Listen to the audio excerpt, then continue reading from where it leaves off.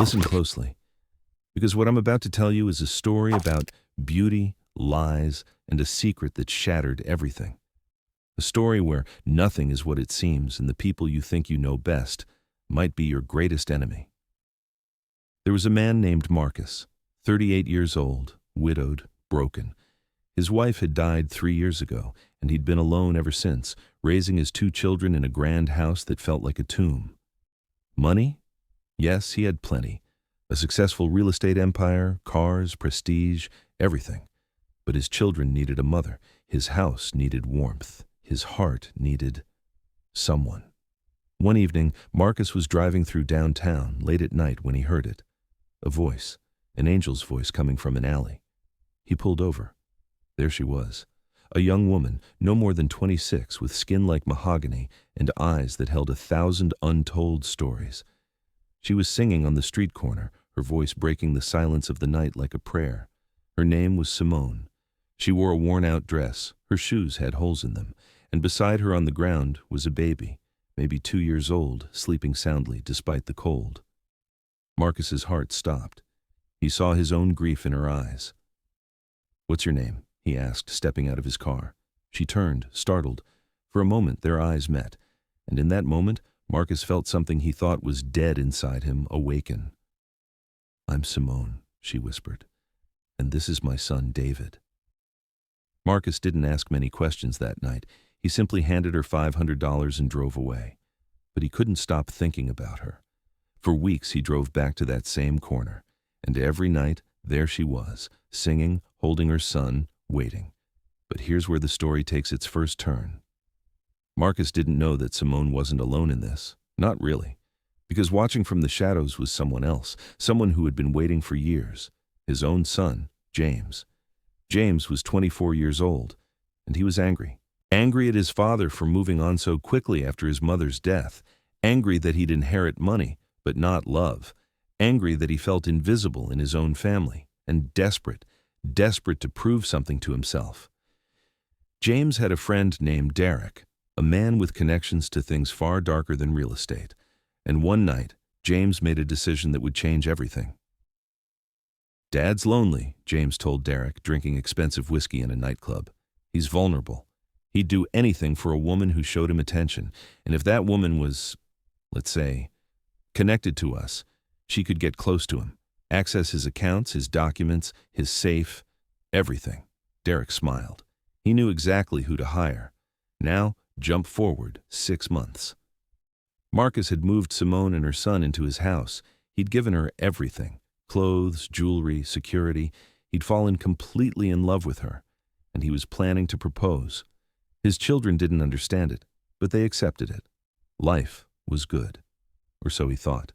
But what Marcus didn't know was that every night when he was asleep, Simone would slip out of bed and meet James in the study. They'd go through documents, photograph bank statements, plan the theft of everything. Millions of dollars hidden in offshore accounts, family heirlooms, deeds to properties. It was all going to be theirs. The plan was flawless. In 2 weeks, Simone would convince Marcus to take a family trip. While they were gone, James would transfer everything. They'd disappear. Marcus would be left with nothing but memories and the knowledge that the woman he loved had destroyed him. But then, something unexpected happened. Here's where the real twist begins. Because what Marcus didn't know was that he wasn't the only one being deceived. James was being deceived too. And the person doing the deceiving? His best friend, Derek.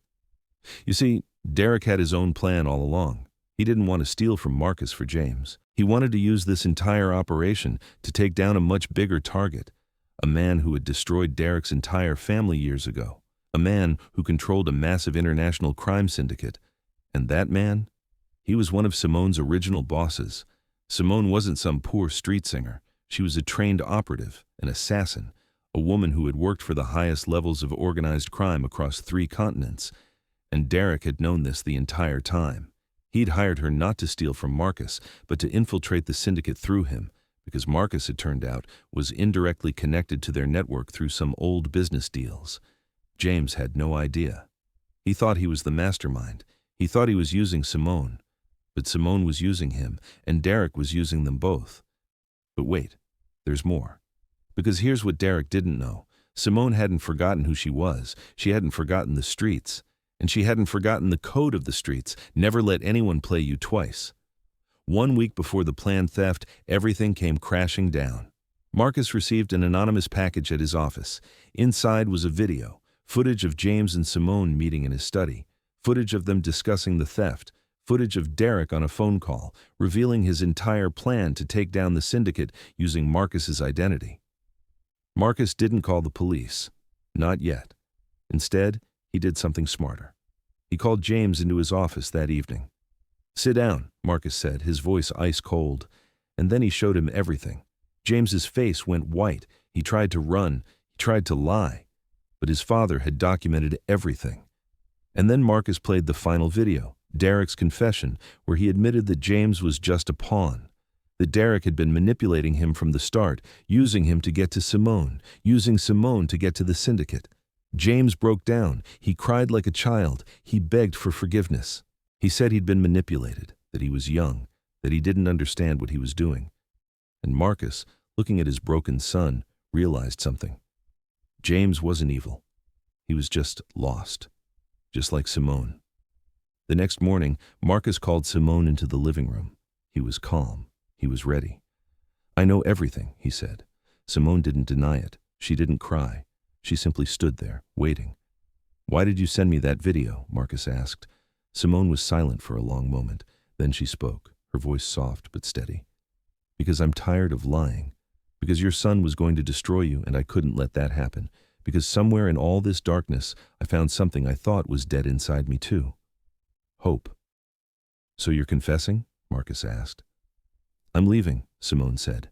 "I'm taking David and I'm going far away from here. From Derek, from the syndicate, from all of it.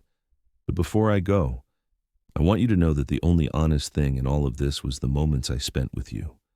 The only real feeling in this entire operation was when I held your hand at dinner last night." Marcus stood up. He walked to her, and instead of calling the police, he made a choice. He gave her $2 million in cash, a new identity, new documents, and a plane ticket anywhere in the world. He did this for one reason. Because in that moment, he saw her pain. He saw her humanity. And he saw that she was trying to save him by telling the truth. James watched his father make this choice, and something shifted inside him too. He realized that his father's grace was more powerful than his own greed. He turned himself into the authorities voluntarily, confessed everything, and agreed to work with the FBI to take down Derek and his network. Simone disappeared. Years passed. Marcus rebuilt his life with James, who eventually got released on a reduced sentence due to his cooperation. They started a charity for at-risk youth. They became stronger, closer, more aware of the darkness that can hide behind beautiful faces. And then, one day, Marcus received a letter. No return address, just a letter from Simone. She was in South Africa, running a shelter for women escaping dangerous organizations. She had changed her life completely. She had broken free. In the letter she wrote, "The greatest wealth isn't money. It's the moment when someone sees your darkness and chooses grace anyway. You gave me that. And I spent the rest of my life honoring it by helping others find their way out." Marcus folded that letter and put it in a frame. He never forgot Simone. But more importantly, he never forgot the lesson. That sometimes the most dangerous person in the room is the one who makes you feel the safest. And sometimes, the only way to break free from a lie is to tell the truth, even when it costs you everything. Now, here's the question I have for you, and I need you to really think about this. If you were in Marcus's position, if the woman you loved had betrayed you, but then saved you from even greater destruction, would you have done the same thing? Would you have shown grace? Or would you have called the police immediately? And more importantly, do you think Simone deserved a second chance? Or was her crime too great, no matter how much she tried to change? Where are you watching from right now? And what would you have done differently?